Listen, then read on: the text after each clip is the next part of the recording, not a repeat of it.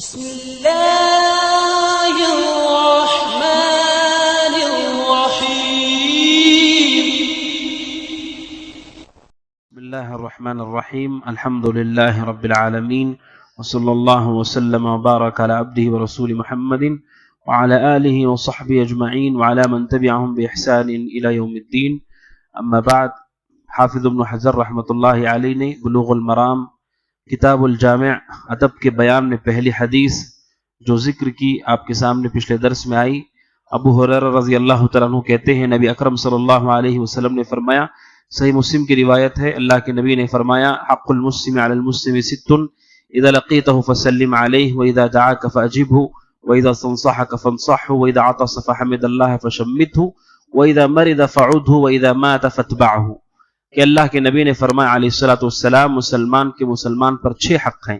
پہلے حق کا تذکرہ آپ کے سامنے آیا، دوسرا حق ہر مسلمان کا دوسرے مسلمان پر یہ ہے اذا دعاک فاجبہ، کہ کوئی بھی مسلمان آپ کو دعوت دیتا ہے کھانے کی فاجبہ، تو اس دعوت کو قبول کیا جائے۔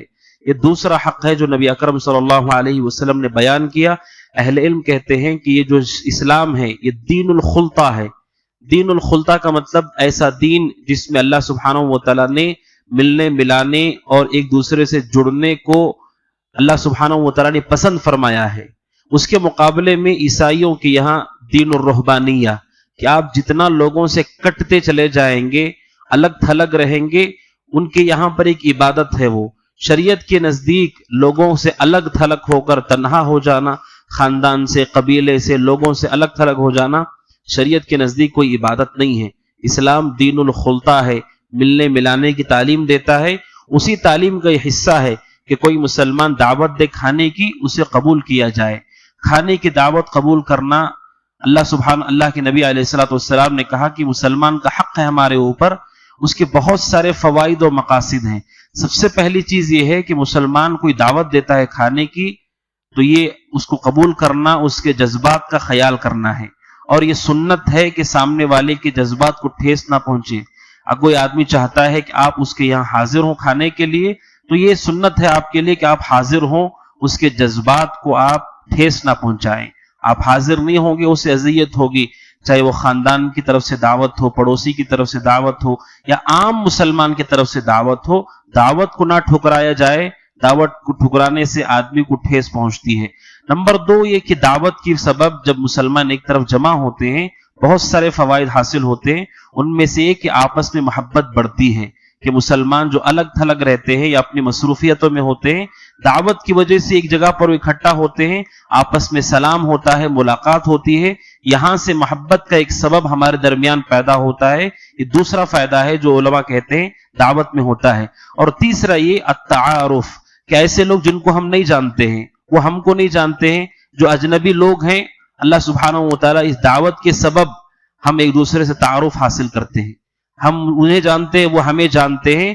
نتیجہ یہ ہے کہ تعارف کی وجہ سے ہم ایک دوسرے کے حق کو ادا کرنے میں آگے بڑھتے ہیں، اجنبی لوگوں سے شناخت ہوتی ہے ہماری۔ اور وہیں پر علماء نے کہا ایک اہم فائدہ یہ بھی ہوتا ہے التواصی، کہ ہم ایک دوسرے سے ملاقات کرتے ہیں، کئی چیزوں پہ گفتگو ہوتی ہے، ان میں ایک دوسرے کو ہم نصیحت کرتے ہیں۔ کوئی آدمی تجارت کا مشورہ کرتا ہے، کوئی آدمی اپنی زندگی کی کوئی مسئلہ ہے اپنے ساتھی سے ملاقات پر ڈسکس کرتا ہے، حال چال ہم جانتے ہیں، تو ایک دوسرے کی رہنمائی ہوتی ہے، ہمت افزائی ہوتی ہے۔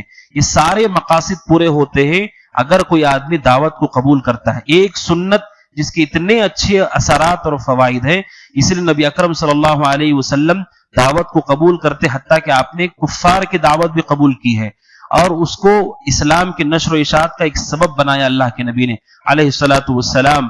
اور بلکہ بخاری کی حدیث میں اللہ کے نبی نے کہا کہ اگر کوئی آدمی کھر پکائے، جانور کا کھر، وہ پیر کا حصہ جس پر جانور کھڑا ہوتا ہے، گھٹنے سے نیچے کا حصہ، اللہ کے نبی نے کہا اگر کوئی کھر پکا کر بھی مجھے دعوت دے میں اسے قبول کروں گا۔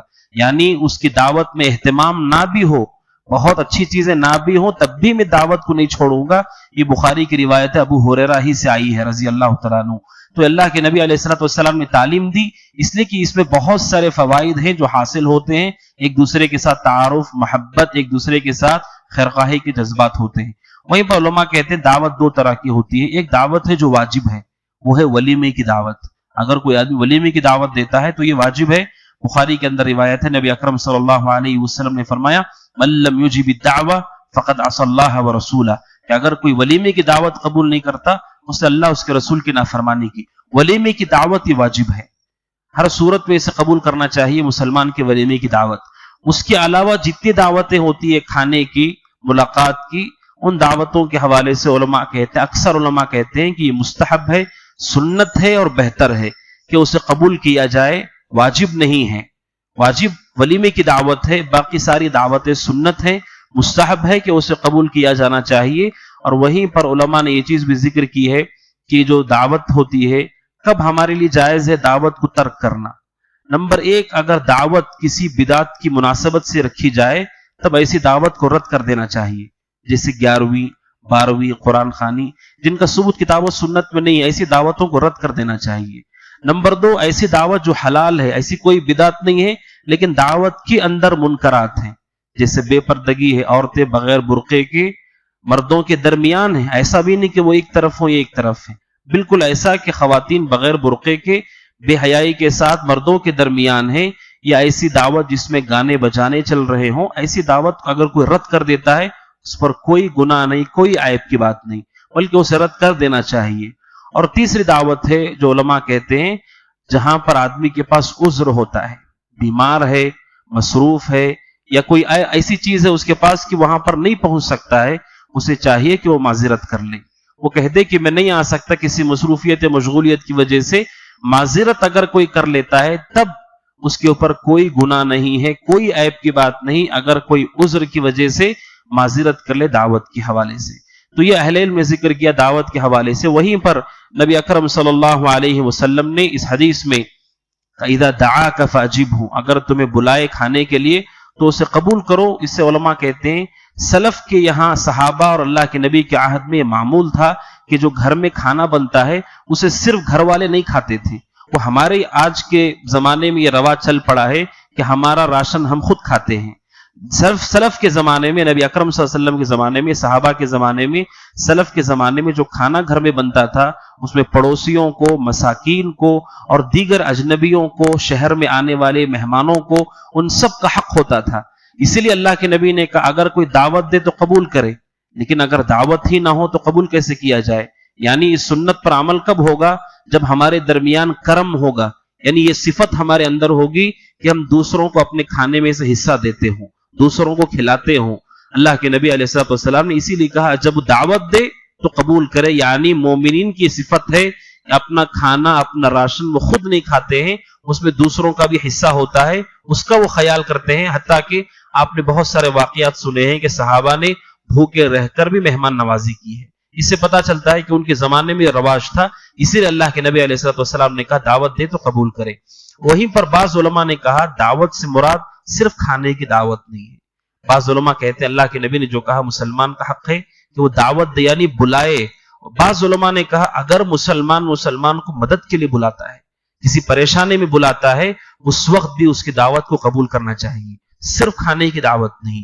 اگر کوئی پریشانی میں ہے، تکلیف میں ہے، آپ سے وہ رابطہ کرتا ہے، اس کا مطلب وہ آپ سے اچھا گمان رکھتا ہے، اس کا مطلب اسے لگتا ہے کہ آپ اس کی کچھ مدد کر سکتے ہیں، تب مسلمان کو چاہیے کہ اپنے ساتھی کی مدد کرے، اس کی دعوت کو قبول کرے، طاقت بھر اس کا تعاون کرے۔ یہ بھی بعض علماء نے ذکر کیا ہے کہ اس کے اندر یہ شامل ہے۔ لہذا دعوت کو قبول کرنا یہ اللہ کے نبی علیہ الصلوۃ والسلام کی سنت ہے، مسلمان کا مسلمان پر حق ہے۔ اللہ سبحانہ وتعالی سے دعا ہے کہ اللہ سبحانہ وتعالی ہمیں اس حق کا خیال کرنے کی توفیق عطا فرمائے۔ آمین۔ ھذا وصلی اللہ وسلم علی نبینا محمد وعلی آلہ وصحبہ اجمعین۔ السلام علیکم ورحمۃ اللہ وبرکاتہ۔